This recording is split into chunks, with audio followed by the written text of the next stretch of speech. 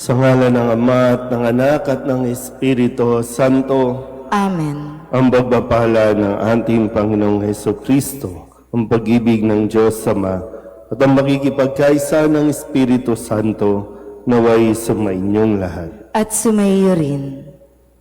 Mga kapatid, aminin natin ang ating mga kasalanan upang tayo'y maging marapat gumanap sa banal na pagdiriwang.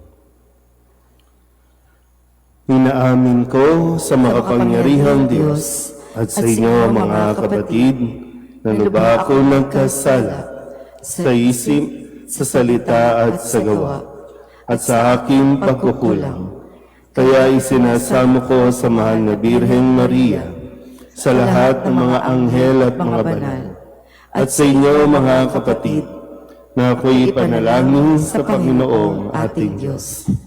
Kawaan tayo ng makapangyarihang Diyos, patawarin tayo sa ating mga kasalanan, at patnubayan tayo sa buhay na walang hanggan. Amen. Panginoon, kaawaan mo kami. Panginoon, kaawaan mo kami. Kristo, kaawaan mo kami. Kristo, kaawaan mo kami. Panginoon, kaawaan mo kami. Panginoon, kaawaan mo kami. Papuri sa Diyos sa kaitaasan at sa lupa'y kapayapaan sa mga taong kinalulugdan niya. Pinupuri ka namin, dinarangal ka namin, sinasamba ka namin, ibinagbubunyi ka namin, pinasasalamatan ka namin dahil sa dakila mong angking kapurihan. Panginoong Diyos, Hari ng langit, Diyos amang makapangyarihan sa lahat, Panginoong Hesukristo, bugtong na anak, Panginoong Diyos, Kordero ng Diyos, anak ng Ama. Ikaw na nag-aalis sa mga kasalanan ng sanlibutan, maawa ka sa amin. Ikaw na nag-aalis sa mga kasalanan ng sanlibutan, tanggapin mo ang aming kahilingan. Ikaw na naluluklok sa kanan ng Ama, maawa ka sa amin. Sapagkat ikaw lamang ang banal, ikaw lamang ang Panginoon, ikaw lamang o Hesukristo ang kataas-taasan, kasama ng Espiritu Santo, sa kadakilaan ng Diyos Ama. Amen. Manalangin tayo. Ama naming makapangyarihan, pinagkaisa-isa mo ang iba't ibang mga tao para sambahin ang ngalan mo. Ang mga isinilang na muli sa tubig ng binyag ay magkaisa nawa sa pananalig at pagkamatapat sa pamamagitan ni Jesucristo kasama ng Espiritu Santo magpasawalang hanggan. Amen.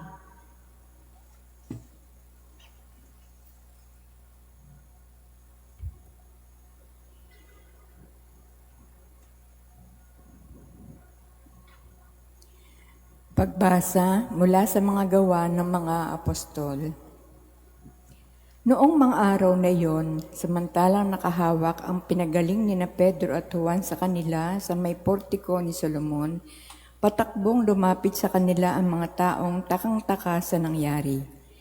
Pagkakita ni Pedro sa mga tao, kanyang sinabi, "Mga Israelita, bakit kayo nanggigilalas sa nangyaring ito? Bakit ninyo kami tinitingnan ng ganyan? Akala ba ninyo'y napalakad namin siya sa pamamagitan ng sarili naming kapangyarihan o kaya'y dahil sa aming kabanalan? Ang Diyos ni na Abraham, Isaac at Jacob, ang Diyos ng ating mga ninuno, ang nagbigay ng pinakamataas na karangalan sa kanyang lingkod na si Jesus. Ngunit siya'y ibinigay ninyo sa makapangyarihan at itinakwil sa harapan ni Pilato, gayong ipinasya na nitong palayain siya.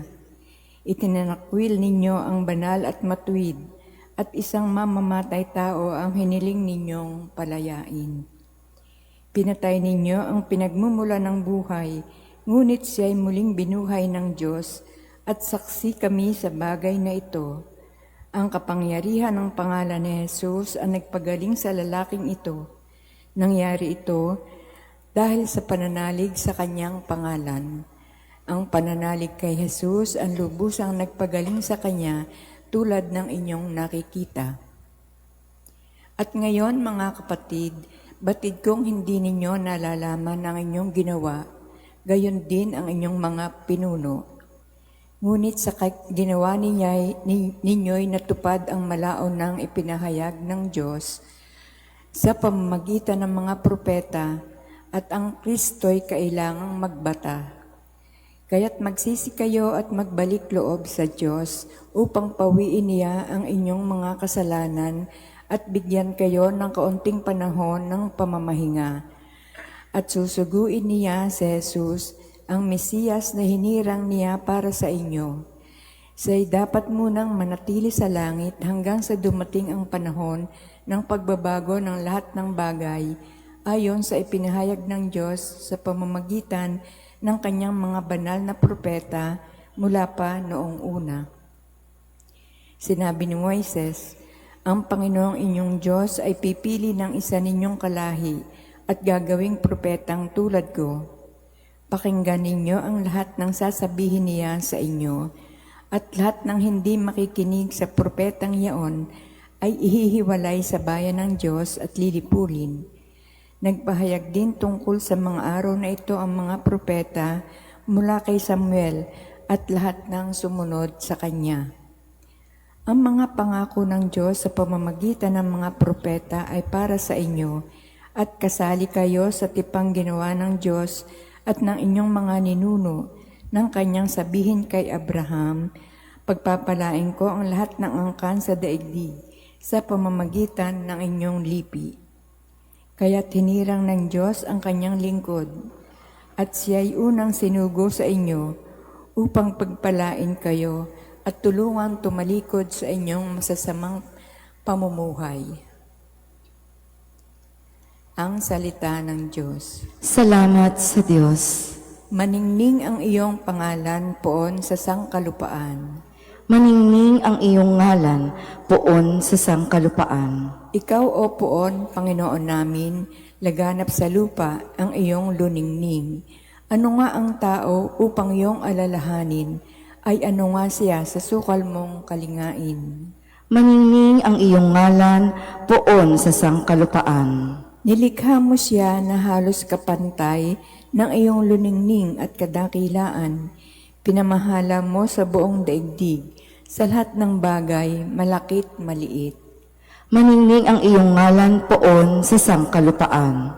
Mga bakat tupa, hayop ng babangis, at lahat ng ibong nasa himpapawid, at maging sa isda sa ilalim ng tubig. Maningning ang iyong ngalan poon sa sangkalupaan. Magsitayo na po ang lahat.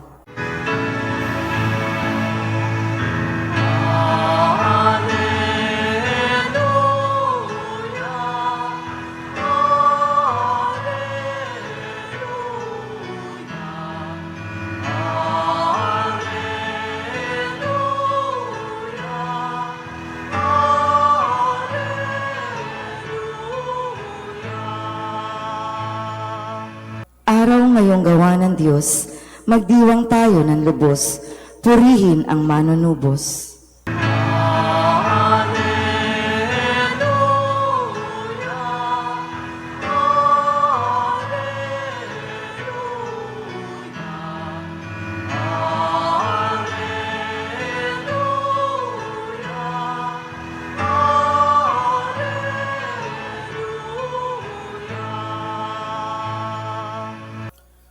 Sumainyo ang Panginoon. At sumayo rin. Ang mabuting balita ng Panginoon ayon kay San Lucas. Papuri sa iyo, Panginoon. Noong panahong iyon, samantalang isinasalaysay ng mga alagad ni Jesus ang nangyari sa daan at kung paano nila siyang nakilala nang pagpira-pirasohin niya ang tinapay, si Jesus ay tumayo sa gitna nila. Sumainyo ang kapayapaan, sabi niya sa kanila. Ngunit nagulat sila at natakot sapagkat akala nila'y multo ang nasa harapan nila. Kaya't sinabi ni Jesus sa kanila, ano't kayo'y nagugulumihanan? Bakit nag-aalinlangan pa kayo? Tingnan ninyo ang aking kamay at paa. Ako nga ito. Hipuin ninyo ako at pagmasdan. Ang multo'y walang laman at buto, ngunit ako'y mayroon, tulad ng nakikita ninyo. At pagkasabi nito, ipinakita niya sa kanila ang kanyang mga kamay at mga paa. Nang hindi pa rin sila makapaniwala dahil sa malaking galak at pagkamangha, tinanong sila ni Jesus, "May makakain ba riyan?" Siya'y binigyan nila ng kaputol na isdang inihaw. Kinuha niya ito at kinain sa harapan nila. Pagkatapos sinabi sa mga alagad, "Ito ang tinutukoy ko nang sabihin ko sa inyo noong kasama-sama pa ninyo ako. Dapat matupad ang lahat ng nasusulat tungkol sa akin sa kautusan ni Moises, sa mga aklat ng mga propeta at sa aklat ng mga awit." At binuksan niya ang kanilang mga pag-iisip upang maunawaan nila ang mga kasulatan.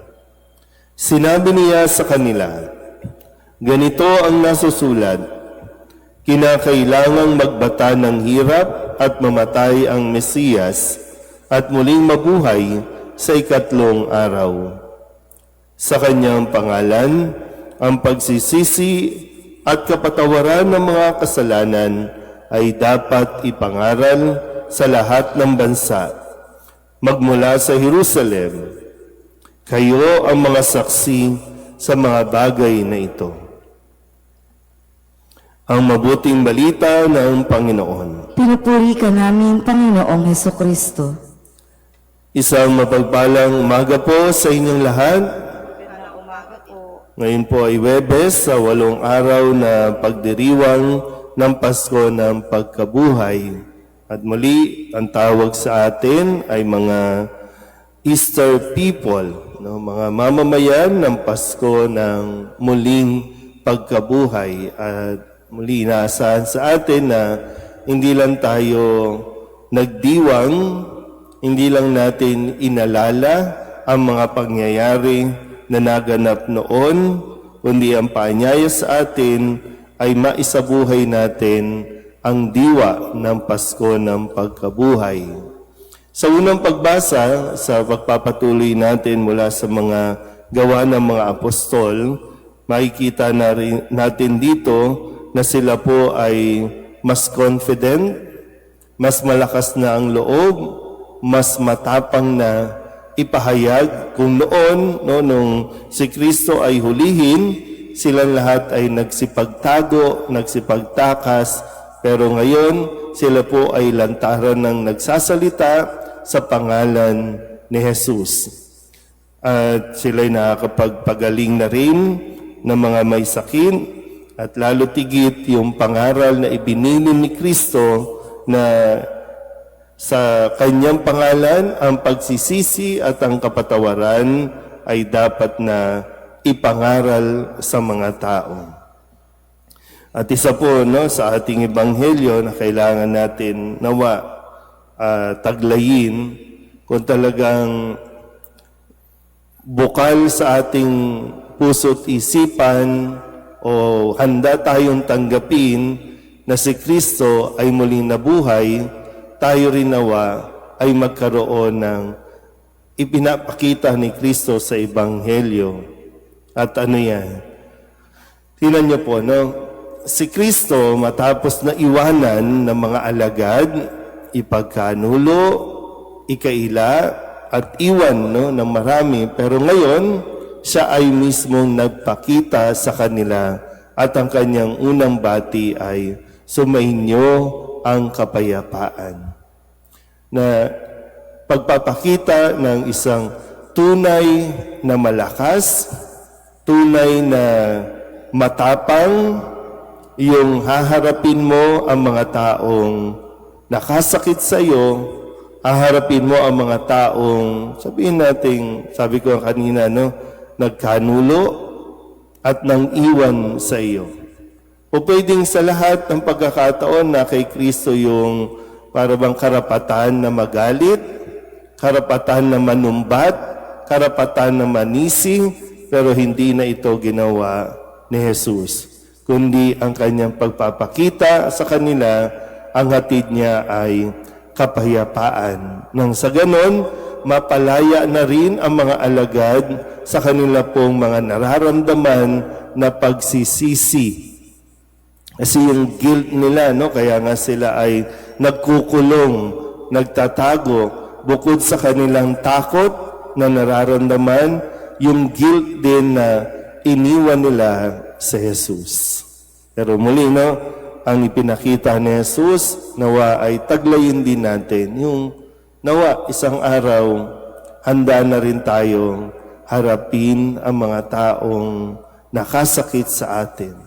Harapin na rin at lalo tigit patawarin ang mga taong nagdulot sa atin ng matinding kalungkutan, nagdulot sa atin ng matinding disappointment, kasi nga tayo ay mga isinilang na sa pagdiriwang nating ito ng Pasko ng muling pagkabuhay.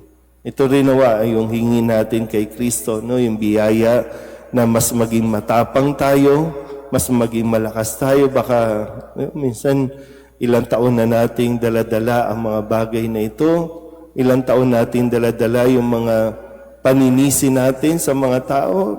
Valid naman na nahirapan ka sa buhay, valid naman yung naramdaman mo, no, yung pagka-inis mo, pagkagalit mo, pero tapos na yun. Para bang dito, no? Tapos na yun. Ngayon, buhay na siya, muli siyang nabuhay, ganun din tayo, na isang araw, napagdaanan na natin lahat ng iyon, o pwedeng pinabayaan ka noon, pero buhay ka pa rin naman hanggang ngayon, at ano pang point para isisi sa kanila. Although marami tayong dapat na matutunan doon, at nawa, yun yung mas manatili sa atin. Imbis na panunumbat, imbis na pakikipag-away, lalo higit sa paghihiganti. Kapayapaan nawa, pakikipagkasundo ang atin pong ibigay. Nang sa ganon, lahat po tayo ay lumaya sa mga masasama at hindi magandang nararamdaman natin o saloobin. Amen?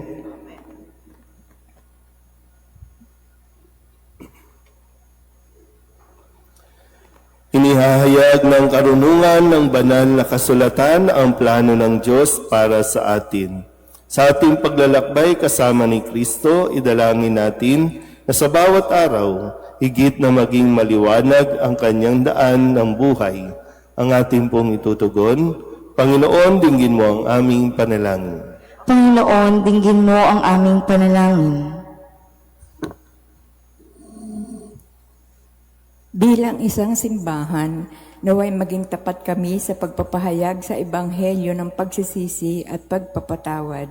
Manalangin tayo sa Panginoon. Panginoon, dinggin mo ang aming panalangin. Sa pagkilala sa kabutihan ni Kristo, ang Panginoong muling nabuhay, maihatid nawa natin ang katarungang panglipunan para sa lahat.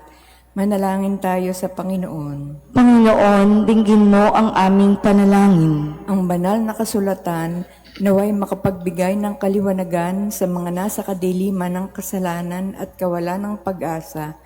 Manalangin tayo sa Panginoon. Panginoon, dinggin mo ang aming panalangin. At tinawang makilala ang presensya ng Panginoong muling nabuhay sa paghahati-hati ng tinapay sa Eucharistia. Manalangin tayo sa Panginoon. Panginoon, dinggin mo ang aming panalangin. Ang mga namayapa naway muling mabuhay sa kaganapan ng kagalakan sa piling ng Diyos.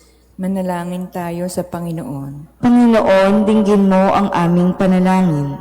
Upang mamayani ang kapayapaan sa gitnang silangan at sa buong mundo at ipagadya nawa ang sangkatauhan sa karahasan, kasakiman at pang-aabuso ng kapangyarihan na nagdudulot ng paghihirap at kamatayan sa marami. Manalangin tayo sa Panginoon. Panginoon, dinggin mo ang aming panalangin. Upang ang lahat ng mga nagdurusa dahil sa kalupitan ng digmaan ay daglian ng makaranas ng kapayapaan at mabuhay ng may kapanatagan at kalayaan. Manalangin tayo sa Panginoon. Panginoon, dinggin mo ang aming panalangin. Idulog din natin sa Panginoon ang ating mga personal na kahilingan at mga panalangin para sa ating mga pamilya, kasama din ang mga kahilingan ng mga nanonood sa online. Lahat ng mga misang pasasalamat, special na intensyon, agarang paggaling ng mga may sakit, at ang lahat ng mga kaluluwa na inihiling na ipagdasal sa misang ito.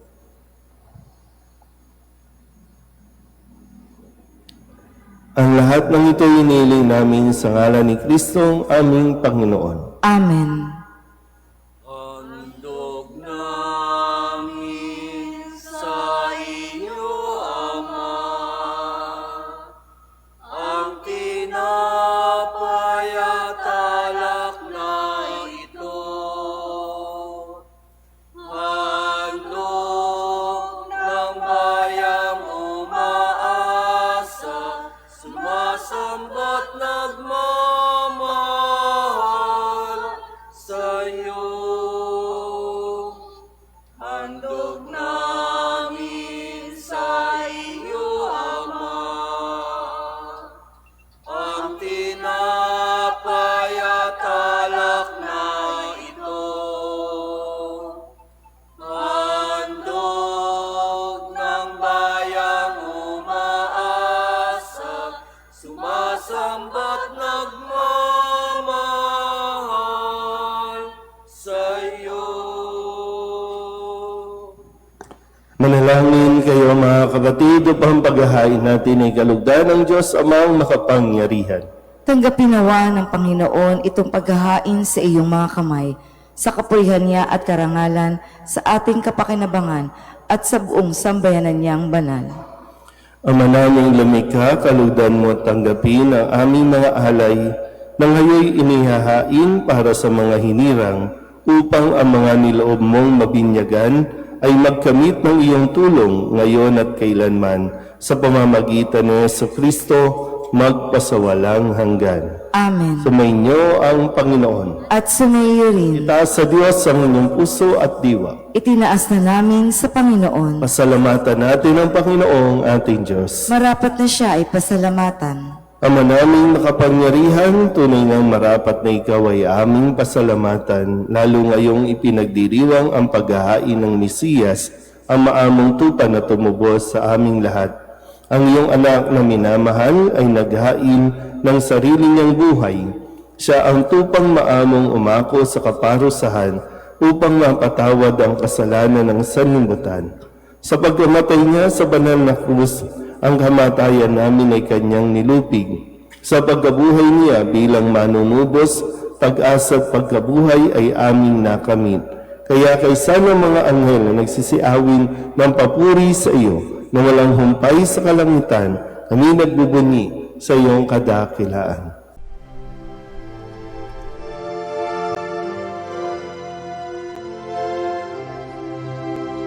Santo, Santo, Santo, Panginoong Diyos makapangyarihan, napupuno ang langit at lupa ng kalwalhatian mo. Hosana sa kaitaasan, pinagpalang na paririto sa ngalan ng Panginoon. Hosana sa kaitaasan.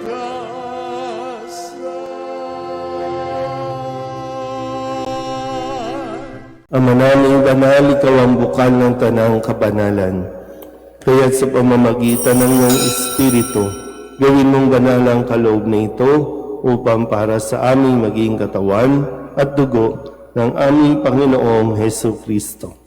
Bago niya pinagtiis ang pusang loob na maging handog, hinawakan niya ang tinapay, pinasalamatan kaniya, pinaghati-hati niya iyon, iniabot sa kanyang mga alagad at sinabi, "Tanggapin ninyong lahat ito at kanin, ito ang aking katawan na ihahandog para sa inyo."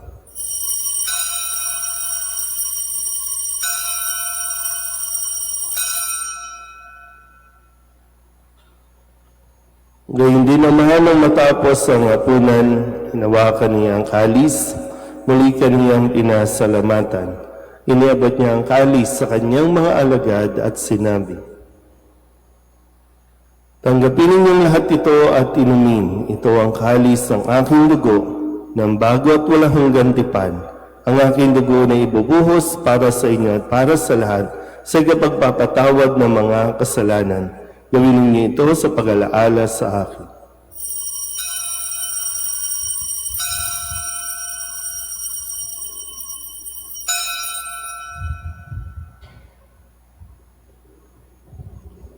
Ipagbunyi natin ang misteryo ng pananampalataya. Si Kristo'y namatay, si Kristo'y nabuhay, si Kristo'y babalik sa wakas ng panahon. Ama, ginagawa namin ngayon ang pag-alaala sa pagkamatay at muling pagkabuhay ng iyong anak. Kaya tiniaalay namin sa iyo ang tinapay na nagbibigay buhay at ang kalis na nagkakaloob ng kaligtasan. Kami nagpapasalamat dahil kami iyong minarapat na tumayo sa harap mo para maglingkod sa iyo. Isinasamo namin kami magsasalo-salo sa katawan at tugo ni Kristo ay mabuklod sa pagkakaisa sa pamamagitan ng Espiritu Santo. Ama, lingapin mo ang iyong simbahang laganap sa buong daigdig. Puspusin mo kami sa pag-ibig kay San Leon na aming Papa at ni Jose na aming Obispo at ng Tanang Kaparian. Alalahanin mo rin ang mga kapatid namin na hinlay na may pag-asang sila'y muling mabubuhay. Ngayon din ang lahat ng mga pumanaw. Kaawaan mo sila at patuloyin sa iyong kaliwanagan. Kaawaan mo at pagindapating kaming lahat na makasalo sa iyong buhay na walang wakas. Kaysa ng mahal na Birhen Maria na Ina ng Diyos, ng kabiyak ng puso niyang si San Jose, kaysa ng mga apostol at ng lahat ng mga banal na namuhay dito sa daigdig na kalugod-lugod sa iyo, may pagdiwang nawa namin ang papupuri sa ikararangal mo sa pamamagitan ng iyong anak na aming Panginoong Hesu Kristo. Sa pamamagitan ni Kristo, kasama niya at sa Kanya, ang lahat ng parangal at papuri ay sa iyo, Diyos Amang makapangyarihan, kasama ng Espiritu Santo, magpasawalang hanggan.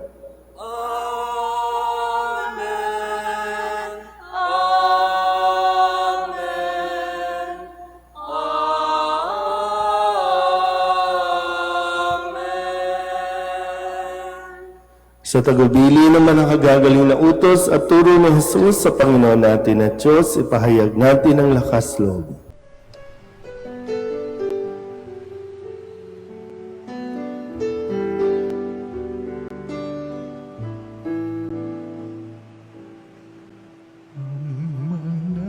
namin sumasalang ka, sambahin ang ngalan mo, mapasa amin ang kaharian mo, sundin ang loob mo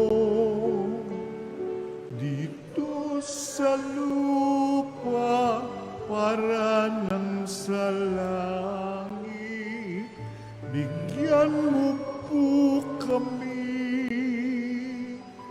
ngayon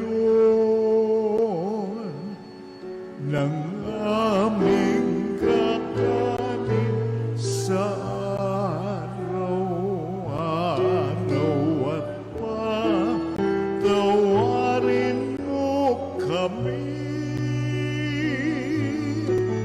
sa aming mga sala para ng pagpapatawad namin sa nagkakasala sa amin. At huwag mo kaming ipagdulot sa tukso, at yadya mo kami sa lahat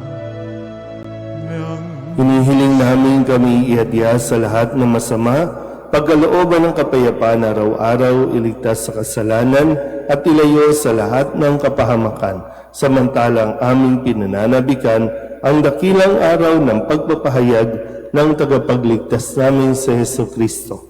Sapagkat iyo ang kaharian at ang kapangyarihan at ang kapurihan, magpakailanman. Amen. Panginoong Heso Kristo, sinabi mo sa iyong mga apostol, kapayapaan ang iniiwan ko sa inyo, ang aking kapayapaan ang binibigay ko sa inyo. Tunghayan mo ang aming pananampalataya at huwag ang aming mga pagkakasala. Pagkalooban mo kami ng kapayapaan at pagkakaisa ayon sa iyong kalooban, kasama ng Espiritu Santo, magpasawalang hanggan. Amen. Ang kapayapaan ng Panginoon ay laging sumainyo. At sumayo rin. Mabigayan tayo ng kapayapaan sa isa't isa.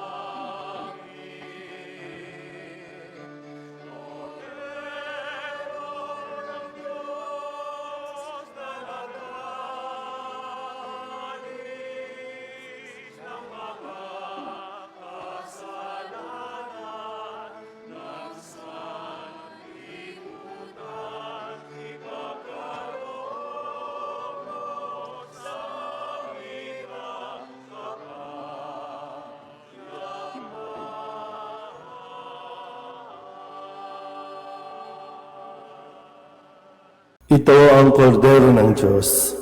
Ito ang nag-aalis ang kasalanan ng sanlibutan. Mapalad ang mga inaanyayahan sa kanyang biging. Panginoon, hindi ako karapat-dapat na magpatuloy sa iyo, ngunit sa isang salita mo lamang ay gagaling na ako.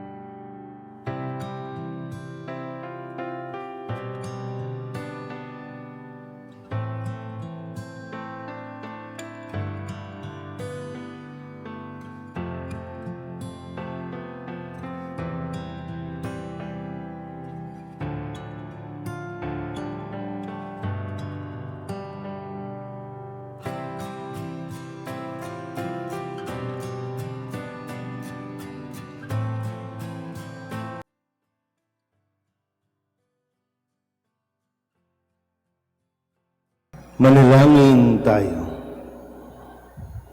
Ama naming mapagmahal, ang aming mga pagluhod ay iyong pakinggan para sa pagkakamit ng iyong tulong sa amin araw-araw at para sa pagkakaloob ng ligayang walang katapusan na pawang idinudulot ng banal na pakikinabang sa pagdiriwang ng pagpapalitan ng iyong bigay at aming alay sa pamamagitan ni Jesucristo kasama ng Espiritu Santo magpasawalang hanggan. Amen. Sumainyo ang Panginoon. At sumayo rin. At pagpalain kayo ng makapangyarihang Diyos, Ama at Anak, at Espiritu Santo. Amen. Tapos ang banal na misa, humayo tayo sa kapayapaan ni Kristo.